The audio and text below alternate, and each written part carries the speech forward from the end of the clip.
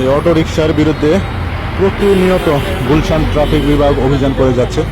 তার এই ধারাবাহিকতায় আজকে যে দেখতেছেন গুলশান 2 থেকে সামনে নতুন বাজার এলাকা, নতুন বাজার ওই যে জাতীয় সংঘ ব্রিজ বলেন, ওই যে এম্বাসি এলাকায় এই যে রিক্সাগুলো, অটো রিক্সাগুলো বা রিক্সাগুলো যাই বলেন, যে হাওয়া ছেড়ে দেওয়া হচ্ছে যাতে করে তারা আর চালিয়ে না যেতে পারে। 3টা চাকারে হাওয়া মানে আমরা ছেড়ে দিচ্ছি, উল্টিয়ে দিচ্ছি, হাওয়া ছেড়ে দিচ্ছি, সিট নিয়ে যাওয়া হচ্ছে, আবার কিছু অটো রিক্সা প্রতিনিয়ত ডাম্পিং করা হচ্ছে।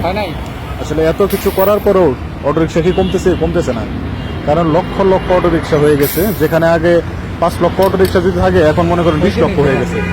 তো এগুলা বন্ধ করা এত সহজ না শুধু পুলিশের একার পক্ষে।